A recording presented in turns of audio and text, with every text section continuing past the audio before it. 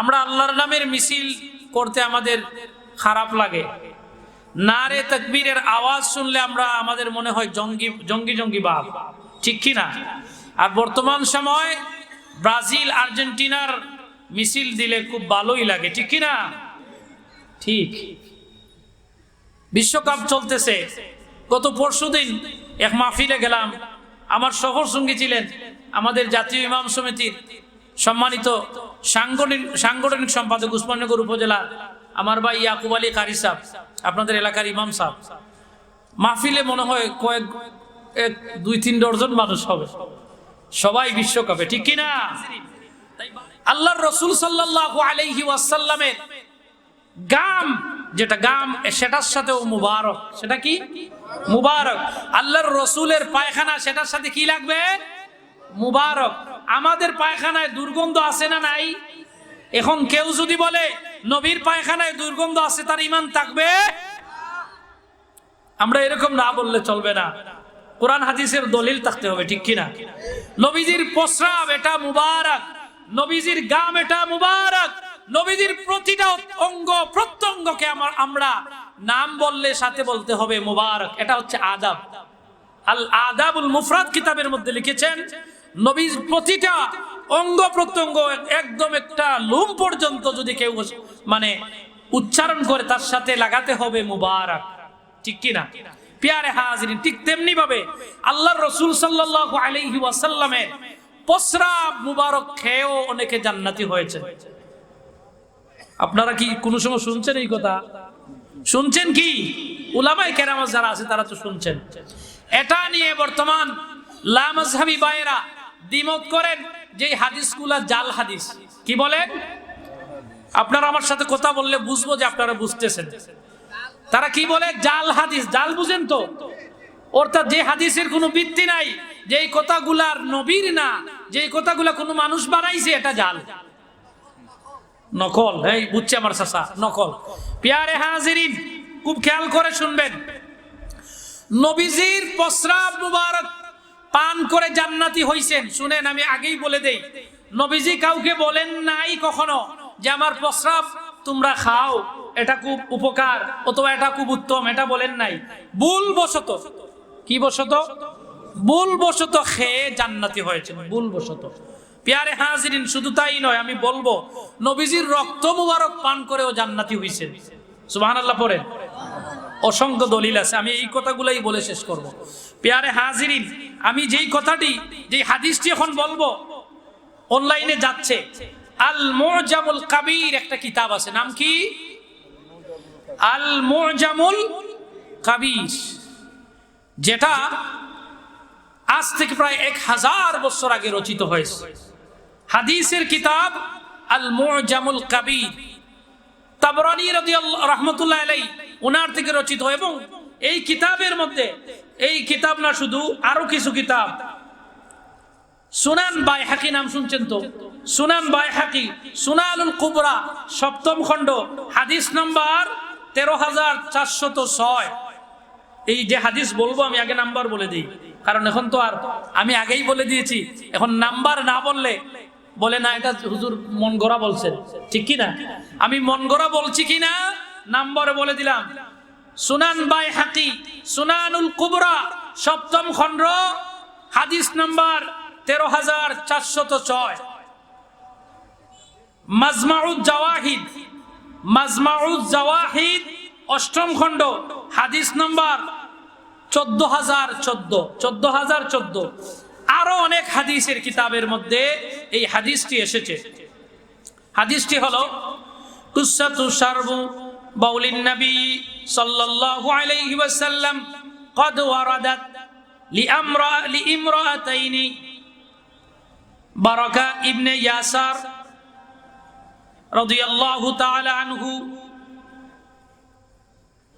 মাওলাদ আবি সুফিয়ান ইবনে হারব।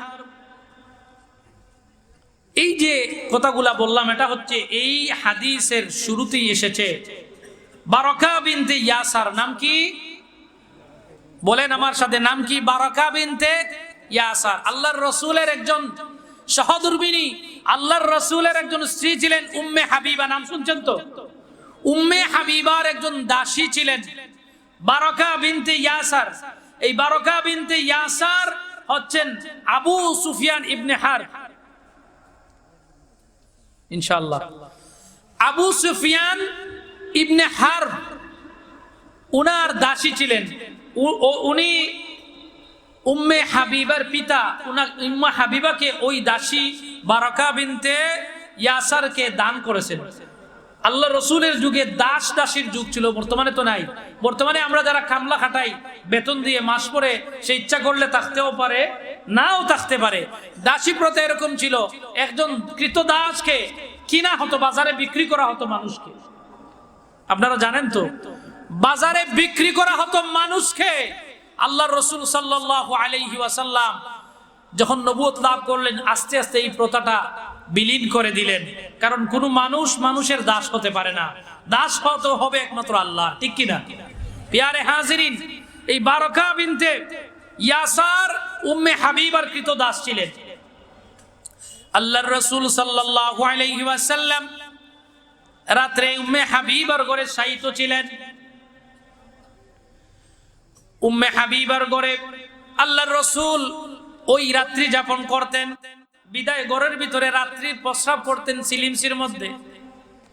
আল্লাহর রাসূল সাল্লাল্লাহু আলাইহি ওয়াসাল্লাম উম্মে হাবিবার ঘরে শায়িত, রাত্রি প্রস্রাব করলেন ওই সিলিমসির মধ্যে। খাটের নিচে রেখে দেওয়া হয়েছে। উম্মে হাবিবার যে দাসী ছিলেন, আমি বলে দিয়েছি বারাকা বিনতে ইয়াসার, নাম মনে রাখবেন।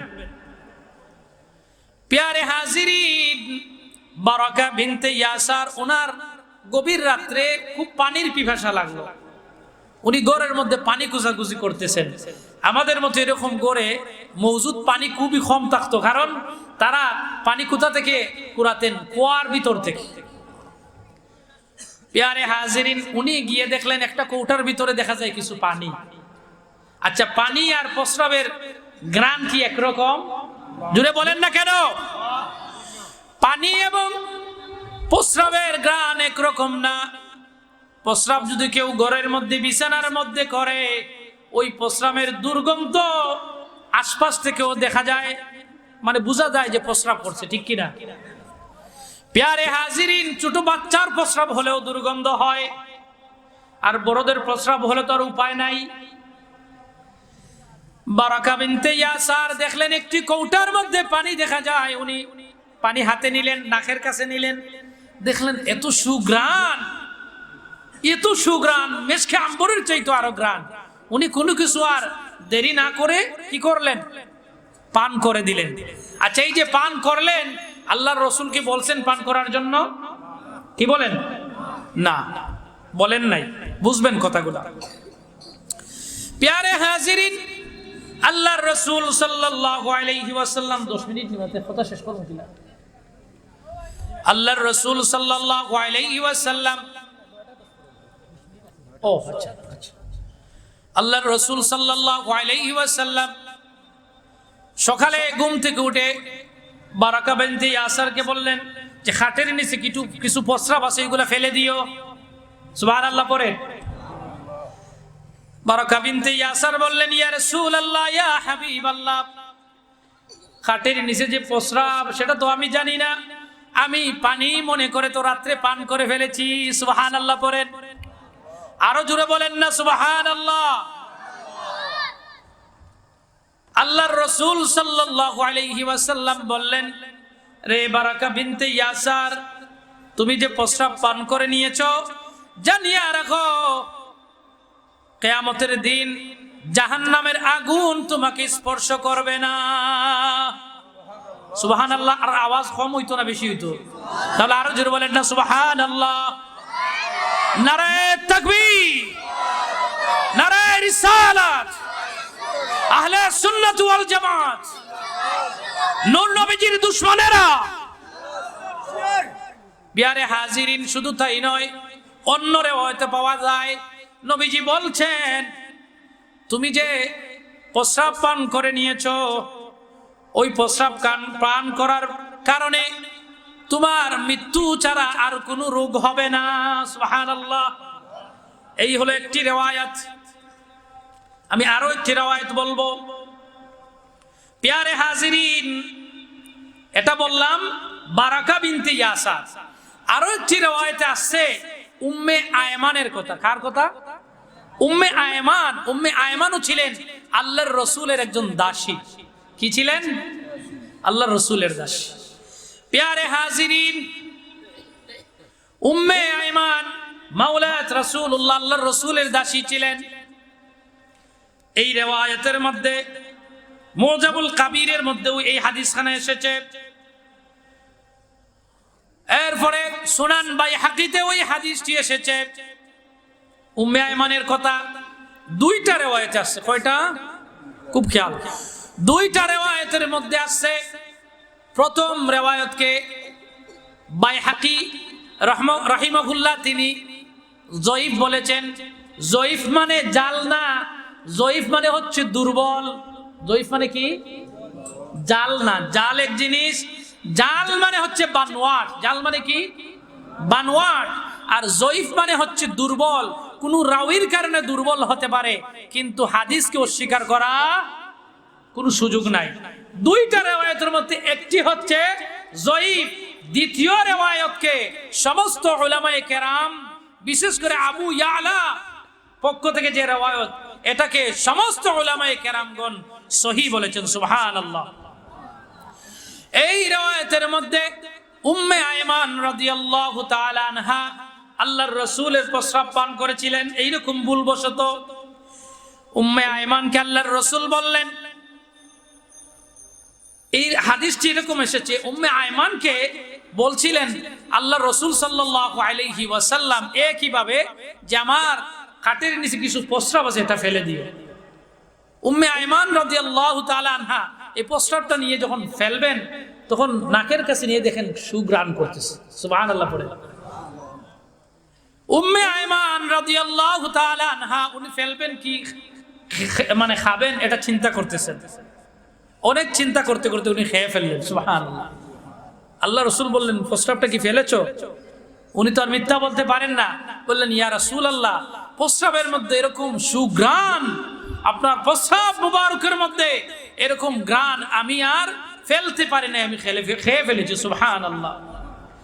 প্যারে হাজিরিন, উম্মে আয়মানকে আল্লাহর রাসূল সাল্লাল্লাহু আলাইহি ওয়াসাল্লাম বললেন, আবু ইয়ালার riwayat দেখলে আপনারাও পেয়ে যাবেন, বা যাদের সন্দেহ আছে তারাও পেয়ে যাবেন। আমি হাদিসের কিতাবের নাম বলছি তো আপনাদের সামনে, যাদের সন্দেহ হয় আপনারা দেখবেন। উম্মে আয়মানকে বললেন, যে উম্মে আয়মান, জানিয়ে রাখো তুমি যে প্রস্রাব পান করেছো, তোমার মৃত্যুর রোগ ছাড়া আর কোনো রোগ আসবে না।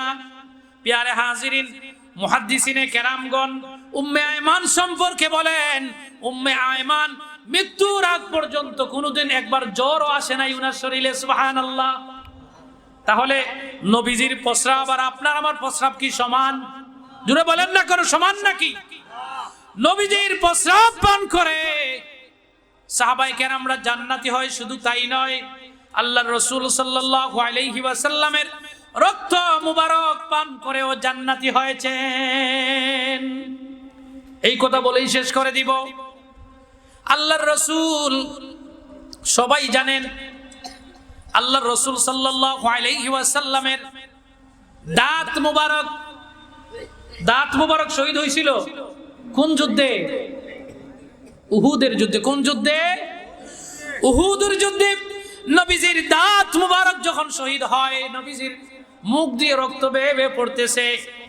আল্লাহর রাসূলের এক সাহাবী তার জিহ্বা দিয়ে নবীজির রক্তগুলা চেটে চেটে খেয়েছেন। সুবহানাল্লাহ।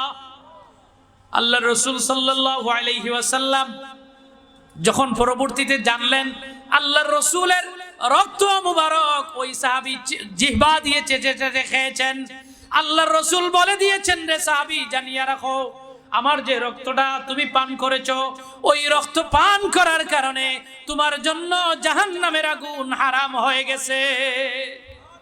প্যারে হাজিরিন, শুধু তাই নয়, আল্লাহর রাসূল সাল্লাল্লাহু আলাইহি ওয়াসাল্লামের দেহ মুবারক যেখানেই লেগেছে জাহান্নামের আগুন হারাম হয়ে গেছে। আমি শেষ আপনারা তুই আসলে বয়ান করা এটা আদব হইতো না। আমি এই কথা বলেই শেষ করে দিব। আবু তালিবের নাম শুনছেন তো? আবু তালিব নবীর কি হন? চাচা। নবীর কি হন? চাচা। উনার শরীরেও নবীর রক্ত আছে, আছে কি নাই? বংশের রক্ত আছে না নাই? তারপরে উনি জান্নাতে যান নাই, জাহান্নামী। কারণ কি? ঈমান নাই। ফাল্লাযীনা আমানু, আমি বলছি নবীর উপর ঈমান আনা ফরজ। নবীর উপর যদি কেউ ঈমান না আনে, সারা জীবন যদি লা ইলাহা ইল্লাল্লাহু মুহাম্মাদুর রাসূলুল্লাহর কালেমা পড়ে, মুখ দিয়ে পড়লে, সারা জীবন পড়লেও ঈমানদার হতে পারবে না। আবু তালিব আল্লাহর রসুলকে সারা জীবন লালন পালন করেছেন। কুলে কাকে নিয়েছেন?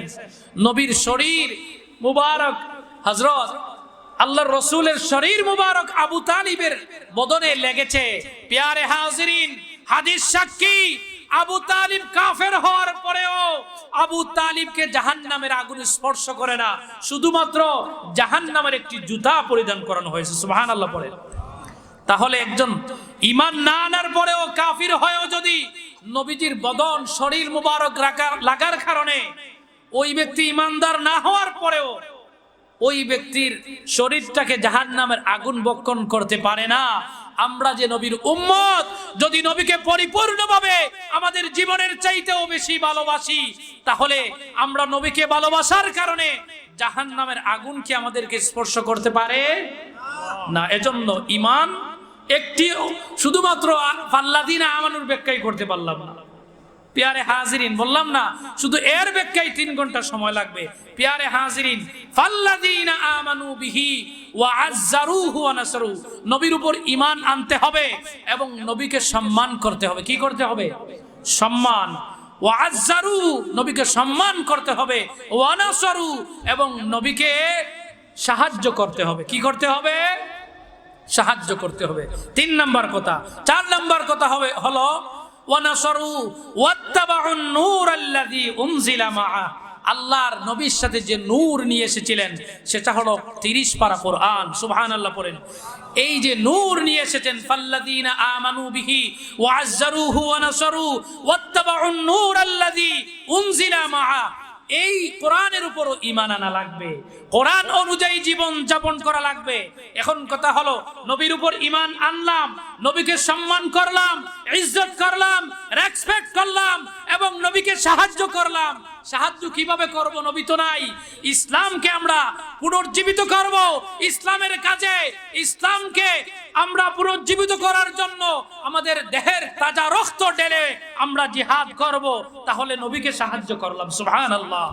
এরপরে উলাইকা হুমুল মুফলিহুন, নবীকে যদি সাহায্য করি, আল্লাহ বলেন উলাইকা হুমুল মুফলিহুন, তবেই তোমরা সফল হতে পারবে, সফলতা লাভ করবে। আল্লাহ যেন আমাদেরকে সফল হওয়ার তৌফিক দান করেন। পড়ি আমিন। ওয়া আখিরু দাওয়ানা আনিল হামদুলিল্লাহি রাব্বিল আলামিন।